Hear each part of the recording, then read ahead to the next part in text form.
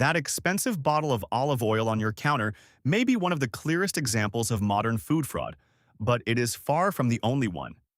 In fact, once you start looking closely, a surprising amount of what fills an average kitchen starts to feel less like food, and more like a carefully staged performance. Labels suggest tradition, freshness, and quality. The ingredient list often tells a very different story. A product can look premium, sound natural, even have the right color and texture, while being built from cheaper substitutes, fillers, dyes, and legal wording designed to keep most shoppers from asking too many questions. And that matters because these are not obscure specialty items. They are everyday purchases. Things in sandwiches, lunchboxes, coffee cups, salad bars, freezer drawers, and breakfast routines.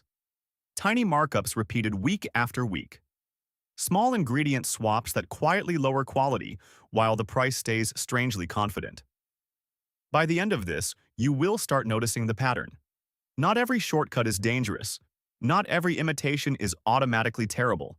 But many are far more processed, far less honest, and much less valuable than they appear. And once you see the tricks, they become very hard to unsee. Take imitation crab. It shows up in California rolls, seafood salads, party platters, and buffet trays looking close enough to the real thing that most people never question it. It has the white interior, the reddish outer edge, and usually the word crab somewhere on the package. But imitation crab contains no crab. What you are actually eating is surimi, a highly processed paste made from white fish, usually pollock, mixed with starch, sugar, salt, and artificial crab flavoring. The fish is broken down so aggressively that much of its original nutritional value, including some omega-3 benefits, is diminished in the process. That familiar red edge is not shell color. It is usually dye, sometimes carmine, sometimes paprika extract, applied for theatrical accuracy. And the sodium is where this gets expensive in a quieter way. A serving can reach around 700 milligrams. That is a serious amount for something many people treat as a light, healthy seafood option. Americans eat enormous quantities of it every year because it is much cheaper than real crab and much easier to mass produce. If you want the seafood texture without paying restaurant prices, plain canned tuna, sardines, or even frozen shrimp on sale often give you more real protein for the money. Imitation crab is not sold because it is better. It is sold because it is convincing enough. The same logic shows up at breakfast. Most pancake syrup sold in supermarkets has never been near a maple tree. Real maple syrup is expensive because it takes a huge amount of sap to make a small amount of finished syrup.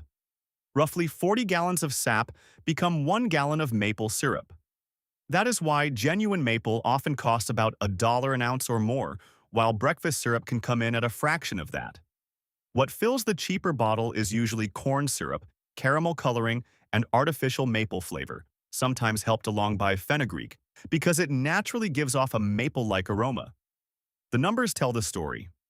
Vermont and other maple-producing regions make only a tiny fraction of the syrup Americans pour onto pancakes and waffles each year. So most of what is sold as syrup is really a flavored sweetener system designed to imitate the idea of maple.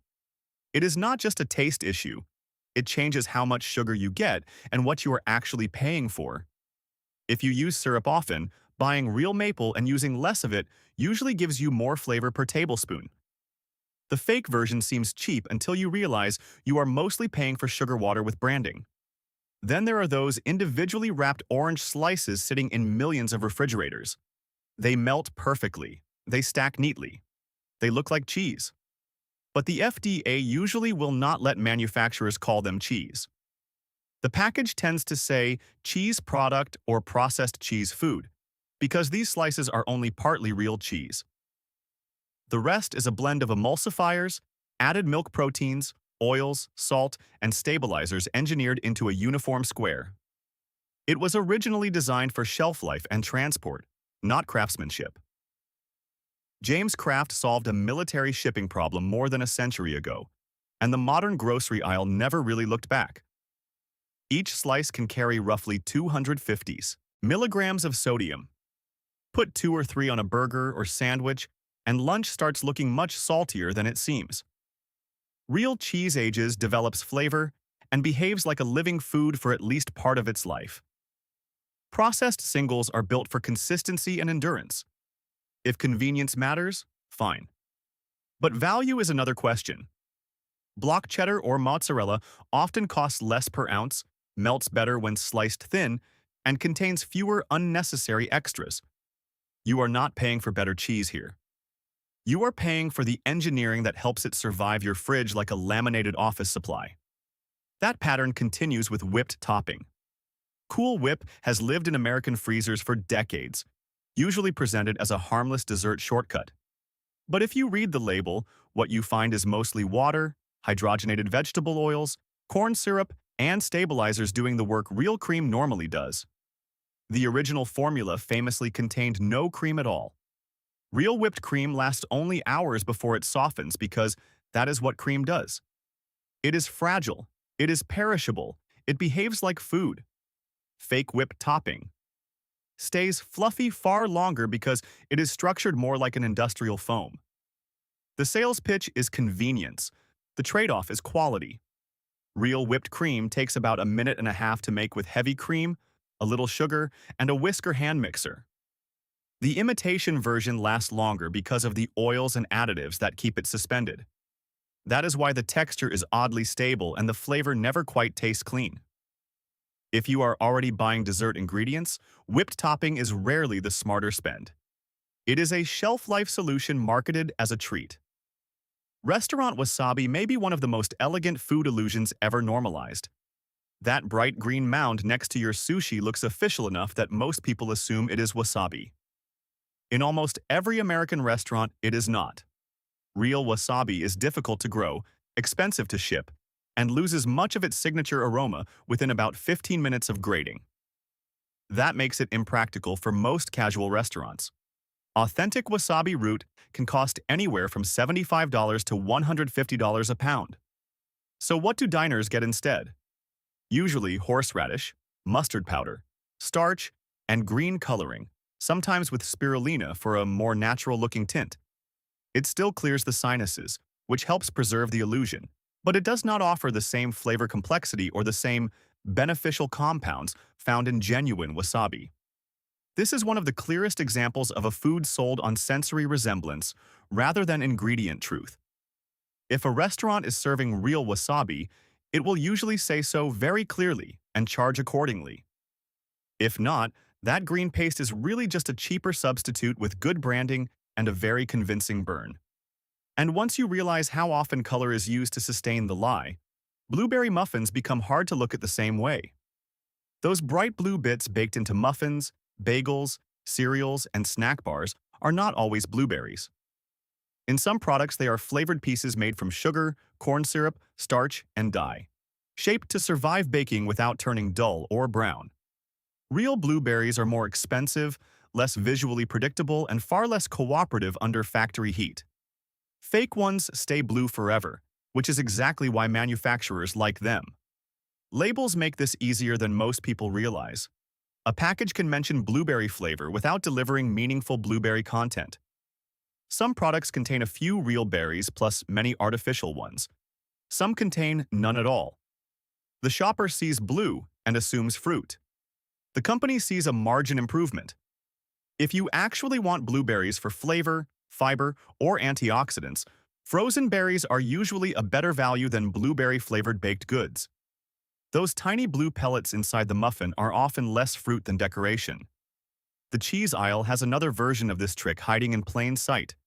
Pre-grated Parmesan in a shaker can looks convenient, but some brands have been found using notable amounts of cellulose, a plant fiber commonly derived from wood pulp, to prevent clumping. In moderation, cellulose itself is not some dramatic poison. The issue is value and honesty. You are paying Parmesan prices for cheese diluted with anti-caking filler. Some tests over the years found levels far above what shoppers would reasonably expect, and some products labeled Parmesan have also been caught, including cheaper cheeses in the blend. Authentic Parmigiano Reggiano is tightly controlled. It comes from specific regions, ages for at least a year, and relies on just a few basic ingredients. The canned version trades all of that for shelf stability. The result is powder that shakes easily but often melts poorly and tastes flatter. The same thing happens with pre-shredded cheese. Those bags are commonly dusted with cellulose and treated with natamycin to prevent mold. You usually pay about 20 to 30% more than for a block, then wonder why your quesadilla melts like damp confetti. Grating it yourself takes 2 minutes and usually gives you more cheese, better texture, and fewer additives. By now, you are probably noticing the pattern. The food itself is only part of what you are buying. You are also buying color, shape, shelf life, convenience, and the illusion of something fresher or more premium than it really is. How many of these are in your kitchen right now? Not because you made a bad decision, but because the packaging did exactly what it was designed to do. And the next few examples make that strategy even more obvious. Olive oil is one of the most profitable places to hide a substitution because shoppers already expect it to be expensive. Extra virgin sounds precise, but fraud in this category is so common that UC Davis established testing specifically to investigate quality claims. A bottle labeled extra virgin may be blended with cheaper soybean, sunflower, or hazelnut oil, or made from lower quality olive oil that has been refined, deodorized, and dressed back up to appear fresh. Organized crime has even played a documented role in parts of the global olive oil trade because the margins can be excellent and the average consumer cannot easily detect the difference. A simple clue is flavor. Real extra virgin olive oil often has some bitterness and a peppery finish. If it tastes completely flat, old, or strangely neutral, that should raise questions. Dark bottles, harvest dates, and certification seals can help, but price is also a clue. A suspiciously cheap extra virgin is usually cheap for a reason. This is not snobbery, it is economics. When you are paying premium prices, you should not be funding a bottle of witness protection sunflower oil. Honey runs a parallel scam. Real honey naturally crystallizes over time, and that is normal. But many grocery store honeys stay perfectly clear and pourable for ages because they have been ultra-filtered or diluted. More than 75% of honey in many store channels has had pollen removed. That matters because pollen helps identify where honey came from. Remove it, and tracing the source becomes much harder. That opens the door to imported honey being rerouted, relabeled, and blended in ways ordinary shoppers cannot see. Some products have also been found stretched with rice syrup or corn syrup. So you end up paying honey prices for something that may be partly cheap sweetener and impossible to trace. Meanwhile, local beekeepers trying to sell real honey have to compete against products that cut corners more aggressively. A good practical test is crystallization over time and buying from a source willing to tell you exactly where the honey came from. Real honey may look less polished. That is usually a good sign. Spices are not immune either. Most cinnamon sold in the United States is actually cassia, not true Ceylon cinnamon. Cassia is cheaper and stronger, which is useful for manufacturers, but it also contains much higher levels of coumarin, a compound linked to liver concerns when consumed regularly in large amounts. The difference is not small. Cassia can contain around 1% coumarin, while Ceylon is often closer to 0.004%. That is roughly a 250-fold gap.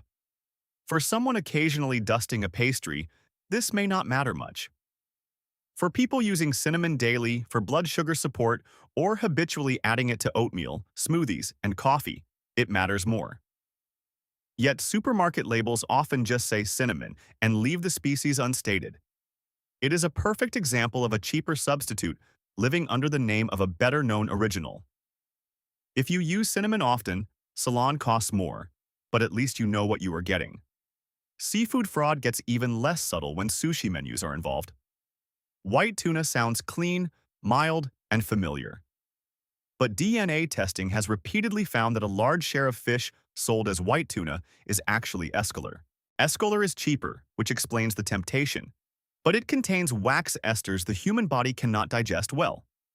The result can be severe digestive distress, and the fish has developed an infamous reputation for exactly that reason. Japan and Italy have both taken action against its sale. In the United States, it still appears on menus under friendlier names. This is where mislabeling stops being merely annoying and starts becoming a direct consumer risk issue. You order tuna. You get another species entirely, one known for side effects. The restaurant saves money. You absorb the consequences. If a menu uses terms like white tuna without greater clarity, skepticism is reasonable. Truffle oil, meanwhile, sells fantasy. It appears gourmet, expensive, and luxurious. But most truffle oil contains no actual truffle. The aroma usually comes from a synthetic compound called 2,4-dithiapentane, produced in a lab to mimic one slice of the truffle scent profile. Real truffles are costly and perishable, and infusing enough of them into oil would make the retail price much higher than most shoppers would tolerate. So instead, many bottles rely on chemistry and suggestion. That is why chefs often dislike it so intensely. It is not that all synthetic flavor is evil.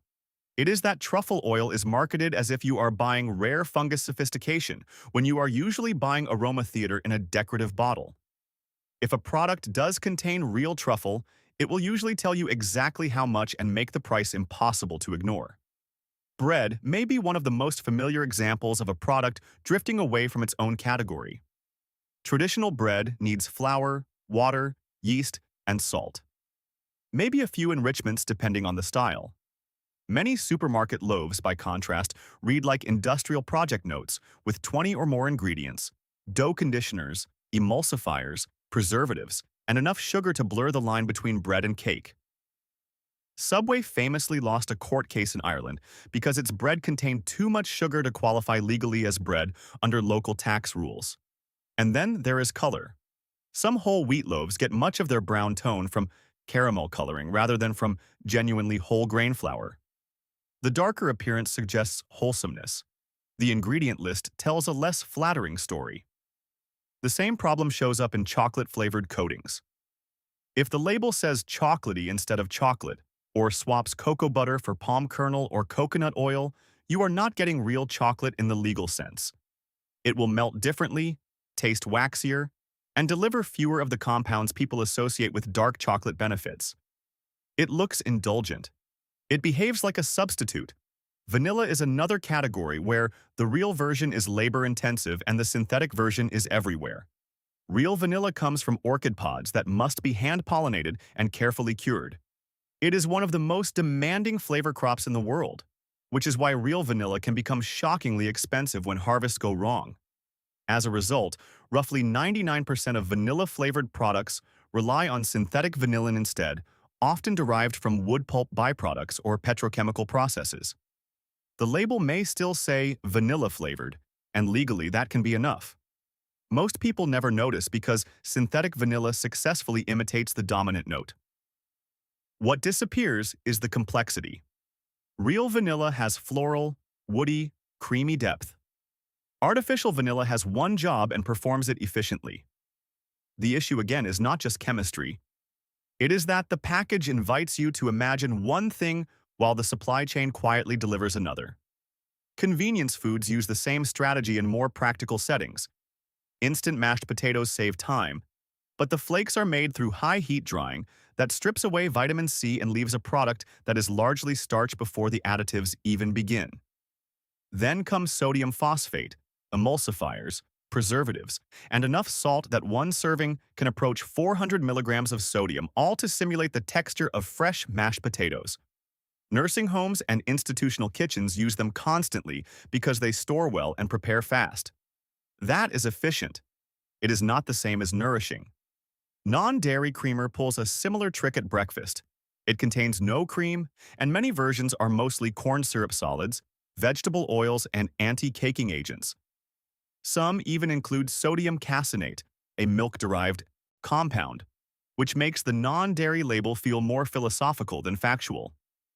Americans spend well over $1 billion a year on these powders and liquids, often to avoid dairy or save money.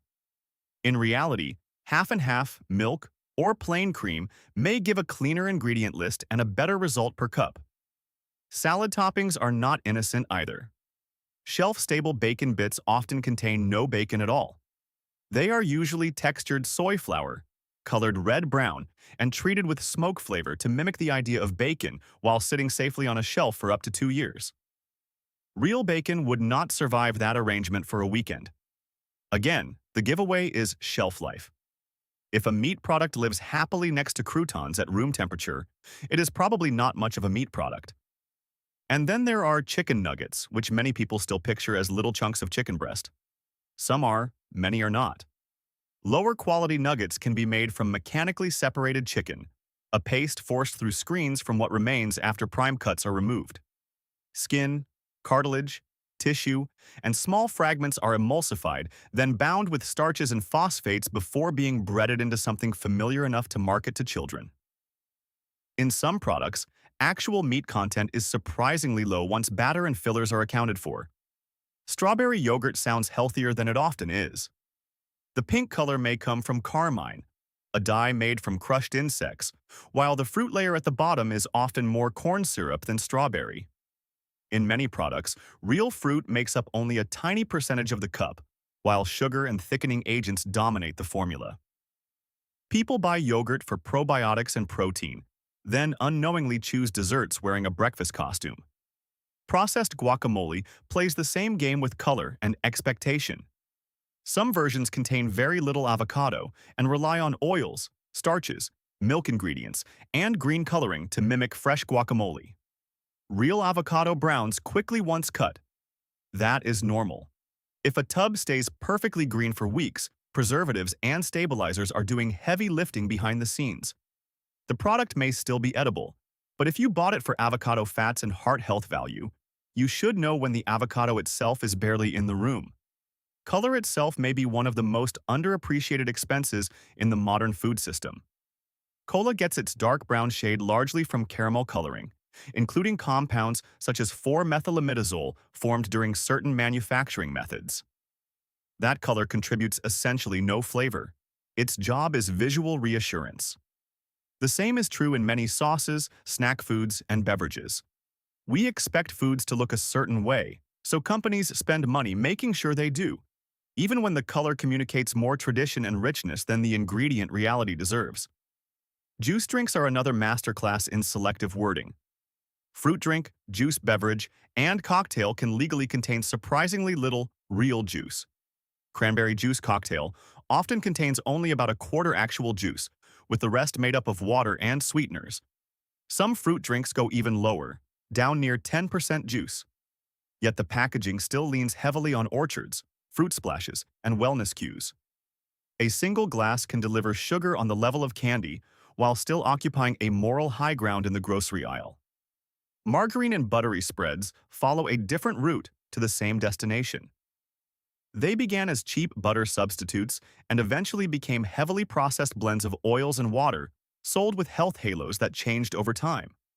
Today, many tubs advertise olive oil or real butter, but the featured ingredient is often present in modest amounts while water and refined oils do most of the volume work. Without coloring, margarine would not even look like butter. The yellow tone is part of the illusion. Sometimes the price is not much lower either, which makes the trade even harder to justify. Frozen burgers add one of the sneakiest details of all: fake grill marks. Those neat black lines can be painted on with coloring or stamped during processing to imply flame-grilled flavor that never existed. Real grill marks come from the Maillard reaction, which means actual heat and actual flavor development. Cosmetic grill marks are edible stage props. The fact that they work so well says a lot about how much of food buying happens with our eyes before our judgment has time to catch up. Health-branded drinks use similar psychology. Vitamin water sounds functional and responsible. In reality, a bottle can carry around 32 grams of sugar, close to soda territory, with added vitamins acting mostly as marketing support. Even Coca-Cola once argued in court that no reasonable consumer should assume vitamin water is healthy. That is one of those statements that is funny for about 3 seconds and then slightly depressing. Enhanced water is not a regulated promise. It is just a phrase. Deli meat also deserves skepticism. Sliced turkey or ham at the counter often is not a carved whole cut. It can be chopped, dissolved into brine, mixed with fillers like carrageenan, reformed into a loaf, and sliced to look intact. That process adds water weight, which means you may be paying meat prices for seasoned moisture. Sodium is another issue. 2 ounces of deli turkey can top 500 milligrams. By the time the sandwich is assembled, the total starts climbing fast. Protein powders and meal replacement drinks close the circle because they sell efficiency while sometimes cutting the quality they claim to concentrate. Some powders are amino-spiked, meaning cheap amino acids such as glycine or taurine are added to inflate total nitrogen numbers on lab tests, making the protein content appear higher than the amount of complete, useful protein you are actually getting. Meal replacement shakes often derive much of their calories from maltodextrin or similar starches that act more like fast sugar than a balanced meal. Add a superfood label and the marketing writes itself. And then there is bottled water, perhaps the cleanest symbol of how far branding can go. Roughly 64% of bottled water sold in the United States comes from municipal sources, meaning tap water filtered, packaged, and sold back at a dramatic markup. At the same time, studies have found microplastic particles in many bottled brands. So the premium product is often less romantic in origin than the label suggests and more complicated in purity than people assume. Americans spend billions on it every year, while the tap in many homes is tested more frequently and costs a tiny fraction as much. That is the real pattern running through all of this. Most of these products exist because they are cheaper to make, easier to transport, simpler to standardize, and profitable to present as something just close enough to the original. Not identical, just close enough. A little coloring here, a little flavored there, a little product instead of cheese, a little cocktail instead of juice, a little reformed instead of roasted. The modern grocery store is full of foods that are technically legal, visually persuasive, and nutritionally or financially weaker than they first appear. The good news is that once you understand the tricks, they become easier to spot. Look for shorter ingredient lists. Watch for words like flavored, product, beverage, topping, and made with. Compare price by ounce, not by package. Be suspicious of perfect color, extreme shelf life, and bargain prices in categories where the real ingredient is naturally expensive. And when possible, buy the simpler version. Block cheese instead of shredded real cream instead of whipped topping. Actual maple in a smaller bottle. Whole fruit instead of fruit-themed snacks. Plain water instead of vitamin theater. None of this means you need to shop like a purist or panic over every convenience food. It just means understanding what you are paying for. That is how you protect a grocery budget now. Not only by finding lower prices, but by avoiding products built to look expensive while delivering less. And that may be the most useful skill in a food system that has become very good at selling resemblance. If this changed the way you look at what is in your kitchen, consider subscribing. Not for alarm, just for clarity.